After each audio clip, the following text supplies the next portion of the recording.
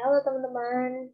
Di video kali ini kita bakal ngerjain bareng soal UTS tahun kemarin ya. Jadi kita langsung aja mulai dari soal pertama, yaitu kombinasi bisnis atau merger. Di sini pada tanggal 1 Juli 2019, PT PT Puri mengakuisisi 100%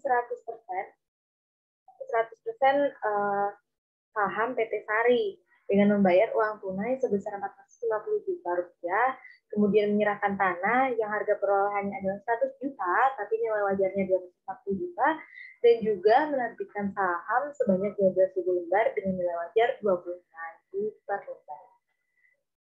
Selain itu, PT Puri ini juga membayar berbagai biaya untuk akuisisi sebanyak 6 juta dan juga biaya penerbitan saham sebesar 3 juta.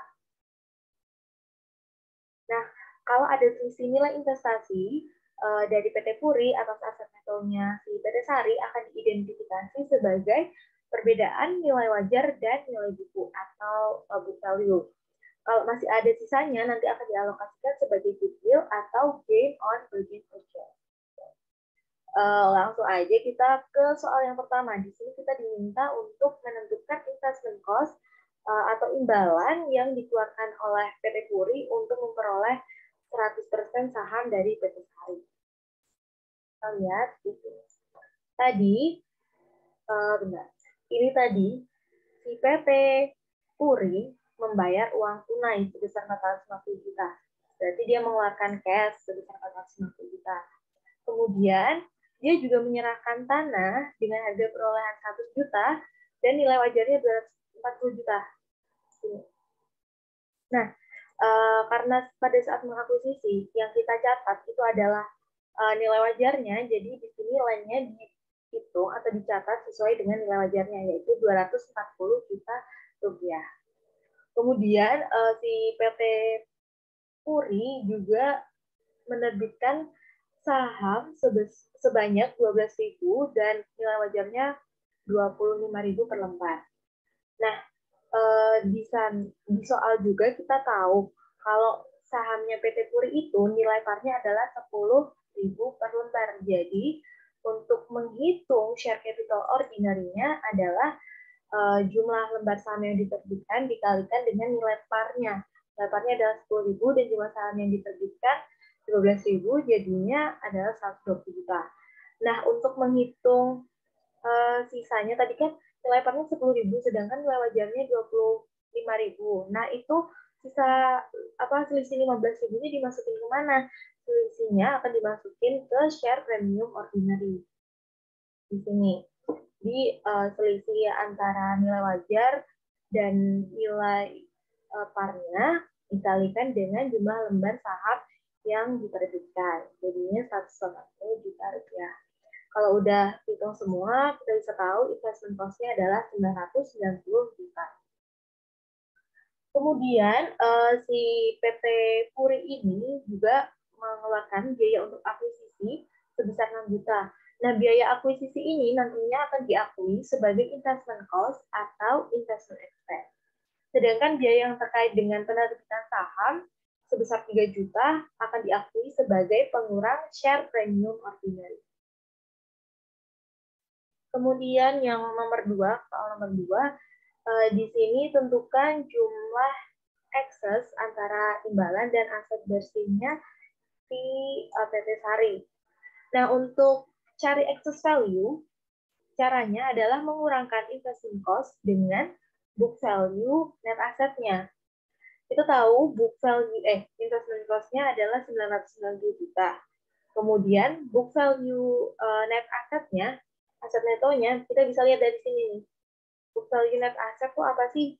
Jadi book value net asset adalah book value aset dikurangi dengan book value liabilitasnya.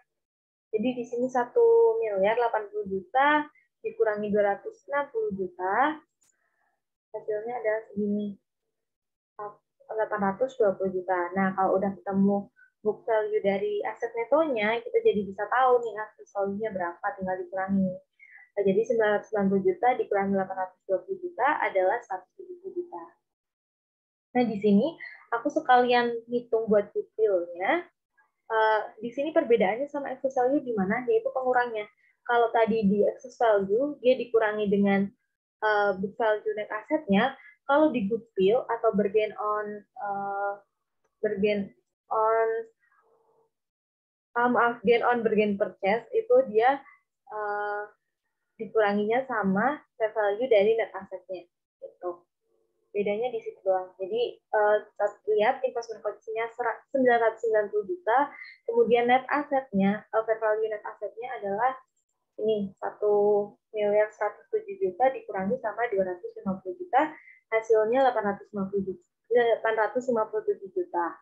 Nah, kalau kayak gitu kita tahu goodwill-nya adalah 133 juta. Tuh. Kemudian di sini yang ketiga ada kita diminta untuk membuat schedule alokasi excess value. Di sini. Schedule alokasi excess value. Di sini, ini tuh excess value berarti selisihnya ya. Selisih antara nilai buku dan nilai wajar dari aset maupun liabilitas di ini, di PT Sarinya.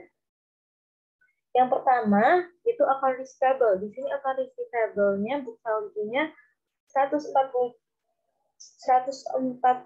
juta dan fair value-nya 135 juta.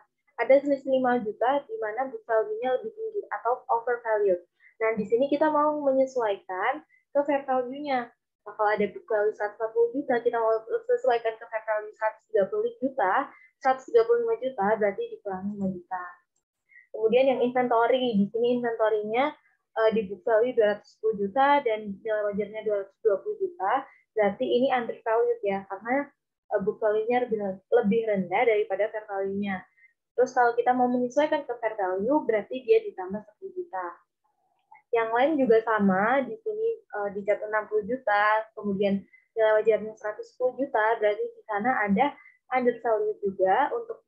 Untuk menyesuaikan, maka kita harus nambahin 50 juta. Kemudian untuk buildingnya nih, nilai bukunya 330 juta, kemudian nilai wajarnya 310 juta, di sini berarti dia overvalued. Untuk menyesuaikan ke nilai wajarnya harus dikurangi 20 juta. Ya, kemudian untuk equipment ini book value-nya 260 juta dan fair value-nya 252 juta.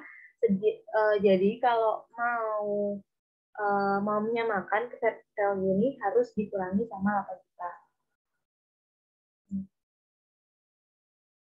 Kemudian di sini ada account payable.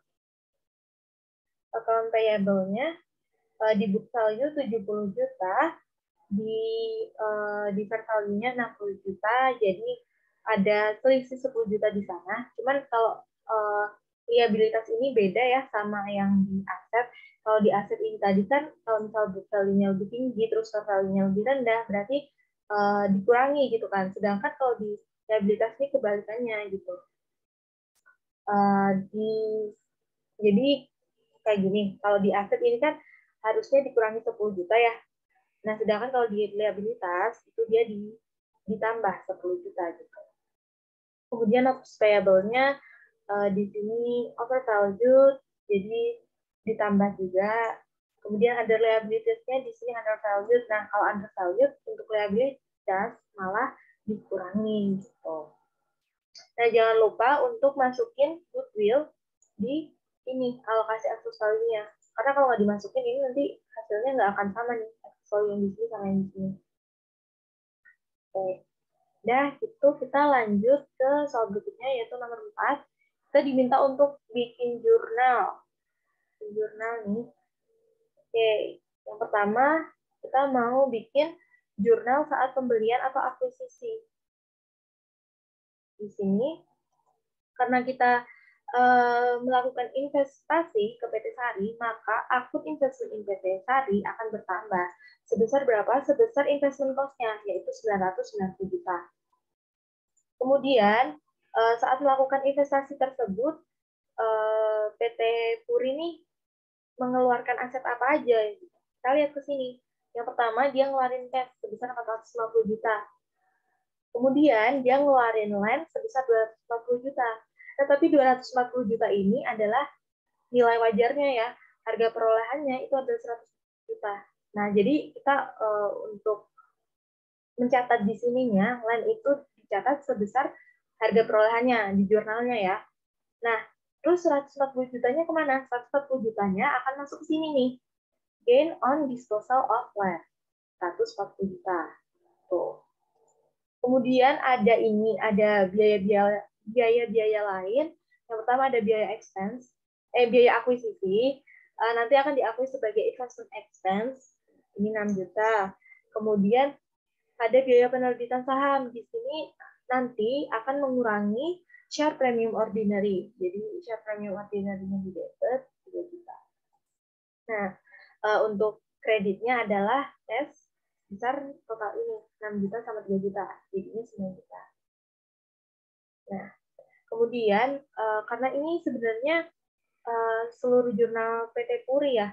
Ini yang jurnal kedua ini, yang abu-abu ini itu sebenarnya jurnal yang dibikin si PT Sari gitu untuk melakukan pembubaran. Jadi dia menghapus semua liabilitas dan semua asetnya. Jadi ini aku skip aja, ini kayak buat tambahan aja gitu. Nah, terus selanjutnya ada jurnal untuk mengambil alih aset neto dari PT Sari. Di sini si PT Puri ini mengakui semua aset dan semua liabilitas dari PT Sari sebesar nilai wajarnya. Jadi cash yang udah dihapus di PT Sari ini tadi nih. Oh ya, untuk jurnal pembubaran PT Sari ini yang dicatat itu nilai bukunya. Sedangkan kalau untuk mengambil alih aset netonya itu pakai nilai wajarnya. Di sini nilai wajar asetnya dimasukin semua. Terus jangan lupa untuk masukin goodwill 133 juta. Kemudian ini liabilitasnya juga dicatat sebesar nilai wajarnya. Dan yang terakhir jangan lupa untuk mengeliminasi akun investment in PT Sari yang di awal tadi 990 juta. Nah, gitu. Oke, selanjutnya kita diminta untuk bikin laporan posisi keuangan sesaat setelah merger. Oke, ini. Pertama kita bahas asetnya dulu. Untuk non-current aset kita mulai dari cash. Di sini cash nilai awal di sini di PT Puri book value-nya adalah 600 juta. Dan kita lihat nih di jurnal nih dia ada apa aja sih? Nah, di sini ada mengurangi 450 juta, terus dikurangi lagi 9 juta. Kemudian nanti ditambah dari cash-nya si PT Sari yang diambil alih itu adalah 80 juta. Hasilnya nanti 600 juta dikurangi 450 juta, dikurangi 9 juta, ditambah 80 juta, hasilnya 220 juta. Kemudian account receivable. Di sini account receivable-nya awalnya nilainya adalah 210 juta, yaitu book value-nya. Kemudian ditambahin sama ini account receivable dari punyanya si PT Sari, yaitu 125 juta, hasilnya adalah 345 juta. Yang inventory juga nilai awalnya 420 juta, kemudian dia ketambahan inventory dari si PT Sari yaitu sebesar 220 juta, jadi hasilnya adalah 640 juta. Nah, untuk land di sini nilai bukunya land pada PT Puri adalah 100 juta, tapi land itu udah digunakan untuk mengakuisisi si PT Sari. Jadi 100 juta tadi udah habis kan ya, udah habis. Tapi nanti nih ada lagi tanah yang diambil alih dari PT Sari sebesar 110 juta. Jadi nilai tanah di statement of financial position-nya adalah 110 juta. Kemudian yang building juga sama, nilai awalnya adalah 400 juta, kemudian ditambah dengan aset yang diambil alih dari PT Sari yaitu 310 juta, hasilnya 710 juta. Kemudian equipment-nya juga sama kayak gitu. Nilai saldo awal atau book value-nya di PT Sari, di PT Puri ditambahi sama ini equipment yang diambil alih dari PT Sari itu 92 juta. Jangan lupa untuk masukin goodwill juga yaitu 133 juta. Kita tahu total current asset-nya adalah maaf teman-teman, ini kebalik ya, ini harusnya yang current asset, yang ini yang non current asset gitu. Ya Allah. Ya.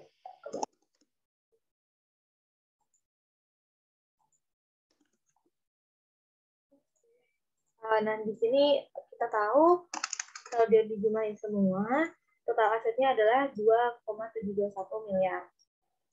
Sekarang liabilitasnya, di sini juga ngitungnya sama ya, book value yang ada di PT Puri ditambahin sama ini, sama liabilitas yang diambil alih dari PT Sari. Gitu. Konsepnya sama, ini juga sama semua, jadi aku skip. Total liabilitasnya jadi 780 juta. Kemudian, yang ekuitas, pertama ada share capital ordinary nih. Share capital ordinary, book value-nya adalah 800 juta. Kemudian, dia dikurangi nih untuk mengakuisisi PT Sari, kurangnya 120 juta.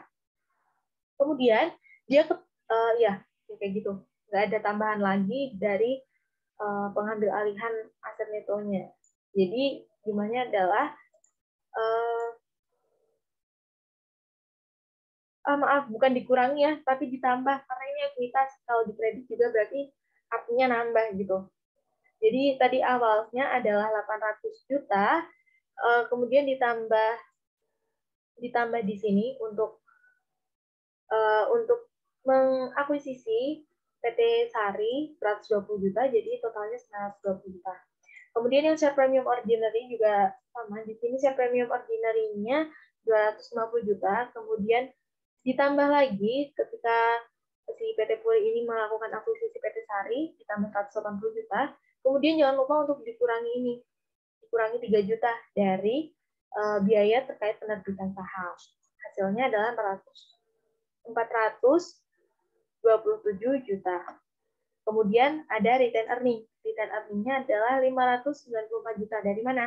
Dari book value awalnya 460 juta. Kemudian ditambahkan dengan gain on disposal of land, karena ini akan mempengaruhi laba kan. Kalau mempengaruhi laba nanti bisa dicatat berarti mempengaruhi return earning juga gitu. Kemudian setelah ditambah ini dikurangi dengan investment expense-nya sebesar 6 juta. Itu hasilnya adalah 595 juta. Jadi kita tahu total ekuitasnya adalah 1,941 miliar. Nah, jadi total liabilitas dan ekuitasnya adalah 2,721 miliar. Sudah balance. Oke, untuk soal berikutnya kita lanjut di sesi kedua.